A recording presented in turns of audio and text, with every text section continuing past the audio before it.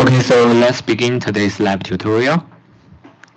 This lab is meant for two objectives. The first is a Unix time, and the second is programming with process.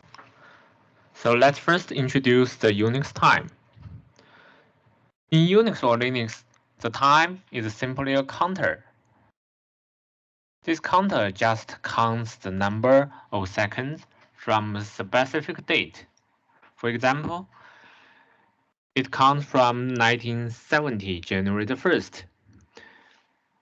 We all know that in each day there are 24 hours, so there are 86,400 seconds. So if I give you a value of 86,399, it means the last second of the day of the 1970 January the 1st. Since the integer counter is of size 32 bits, so it can count up to 20 millions. It's just a little more than 68 years, so the Unix time counter will overflow by year 2038. However, in the new architecture, we use a 64-bit time data type for the counter, so you still need to handle the Y10K problem in another 8,000 years. Here is a simple program for the calendar logic. You can just run this simple program to see the results. You should also try to learn the skill of table lookup. So what is table lookup? You can see in the program, we just define the two array.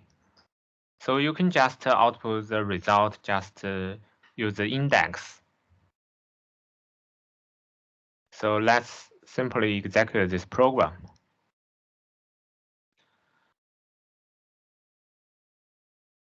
So we give the year and give the number of days. It will output the date.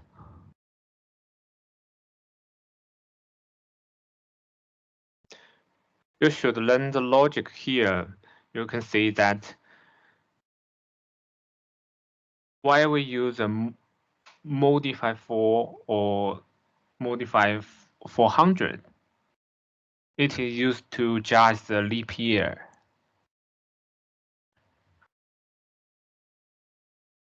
Okay, so next part is the most important part, the programming with process. In Unix or Linux, the way to create a process is to use the fork. You can use the system called fork to create a process. It will create a child process as an exact copy of the parent, including the value of the program counter. However, once fork is executed, the two copies of parent and child will be separated, and the variables are not shared. Please note that the action of copying only occurs on demand but logically. We could assume that it occurs when fork is completed. If you want to get the ideal process, you can use a system call getPID. And you can also use the sleep system call to allow a process to stop for the specific number of seconds.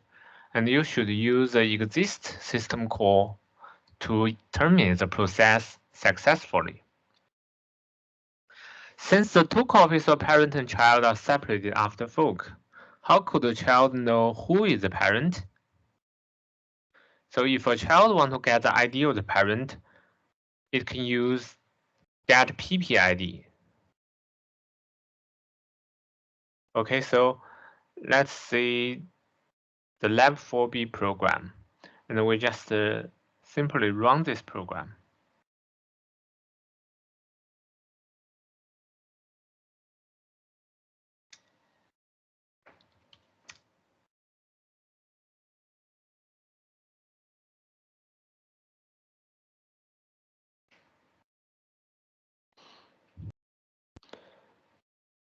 Okay, here are the results. So we first look at the program. So when we execute the fork, the process will get the child ID. So this comment is for the logic how to judge a process is a child process or it is a parent process. If the child ID is less than 0, it may be error occurred. So if the child ID equals to 0, it is child process. Otherwise, it is the parent process. So we can see here, you can get its own ID by using get PID. If you want to get parent ID, you should use get PPID. The child ID you will get when you execute the fork system call.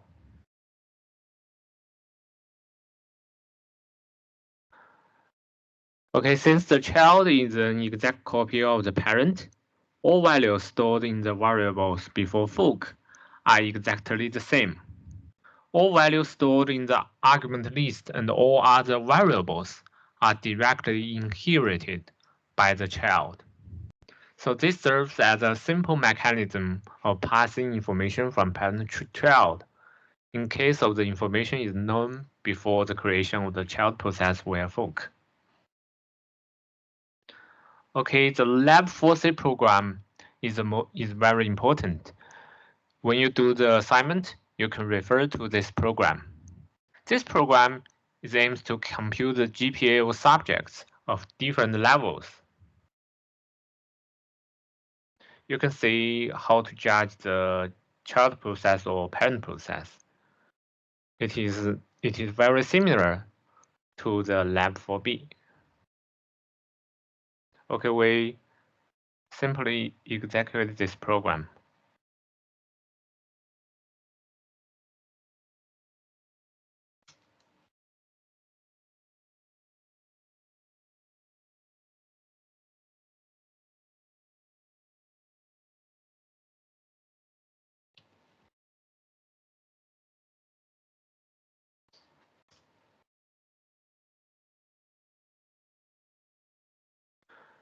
So we can see the result. The parent calculated the level 1 and 2 subjects, and the child calculated the level 3 and 4 subjects.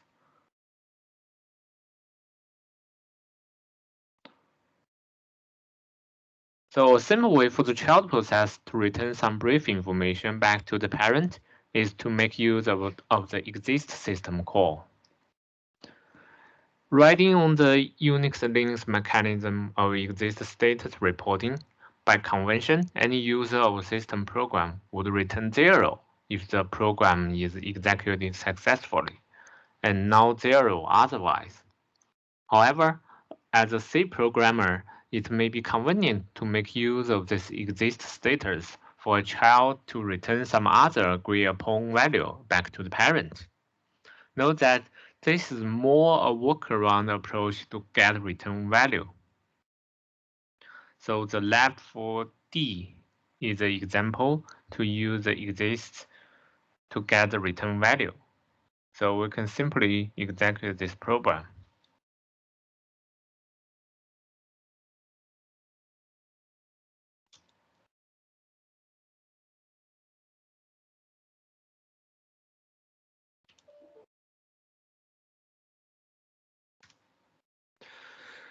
So we can see the result here.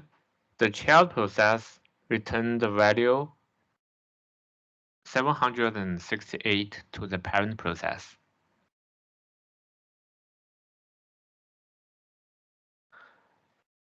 Okay, this is the optional content. The orphan processes. In Unix, if a parent process terminates before a child process terminates, the child process would become an orphan, will be adopted by a new parent. Orphan process will be adopted by process init with PID 1, which becomes a new parent.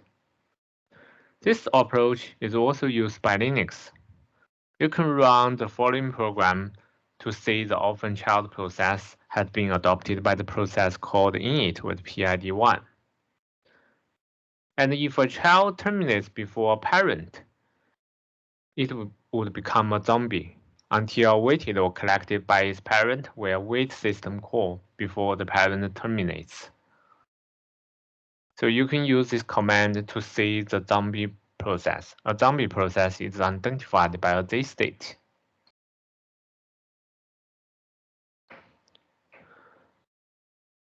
Okay, this is the last part of this lab tutorial, the exercise.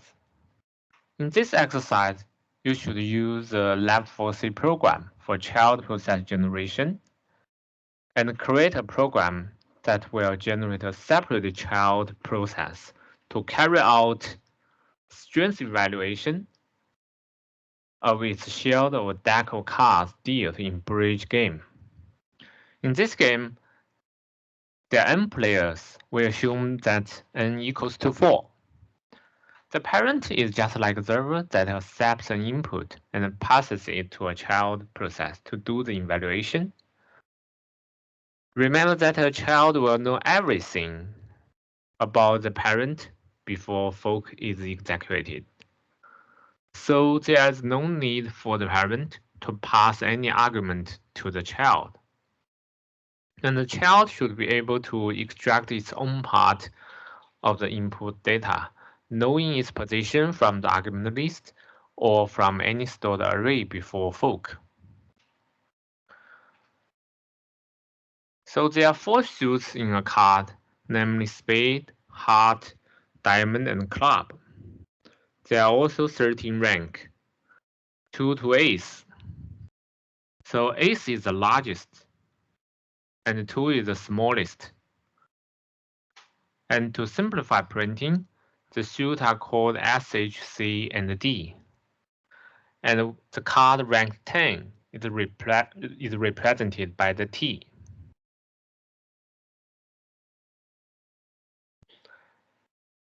So the cards are dealt to each child in turn in a round-robin manner. The first child will get cards 1, 5, 9, and 13, and so on. And the second child will get cards 2, 6, 10, 14, and so on. Each child should print out the cards that it receives, called its hand. It then evaluates the strength of its hand and print out the result. The strength of a hand is determined by the high card points. We should know that high card points just awarded to the owner cards. So what is owner cards? Owner cards is Jack, Queen, King, and Ace. Just these 4 cards.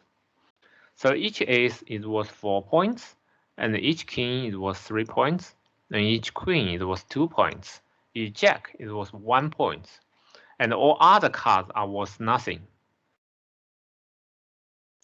Besides the high card points, the distributional feature of the hand is also an important factor affecting the value of the hand. A void suit means a suit without any card. A singleton means a suit just 1 card, and a doubleton means a suit with 2 cards. And a lone suit means 5 cards or more. They are also of a good value. But on the contrary, a singleton owner that is not ace may be dropped by the opponent, and it was less than it should have been. So adjustment to high card points will be needed for a fair evaluation. Then how to calculate the adjustment point? So if there is a 5 shoot, 1 point will be added. If there is a 6 card shoot, 2 points will be added. If there is a 7 card shoot or more, 3 points will be added. And a void shoot is worth 3 points. A singleton is worth 2 points. A doubleton is worth 1 point. Any singleton card on a card is worth 1 point less than its original value.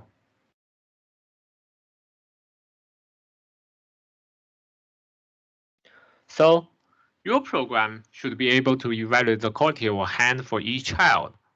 The evaluation is carried out by the child processes, and the parent is not doing any real work. You can assume that there are no errors in the user input, and there are no duplicated cards. Please do not forget to wait for the child to complete to avoid the zombie processes. So let's take a look at the simple input and outputs. For child 1, it will get S5, HT, DK, S4, and so on. So we should first output all the cards the child gets here. Then how to calculate the high card points? The first point is just the high card points. So how can we get the 7 points? We can say that for child 1, it has an ace, it has a king. Recall that an ace is worth 4 points, a king is worth 3 points. So 4, 3,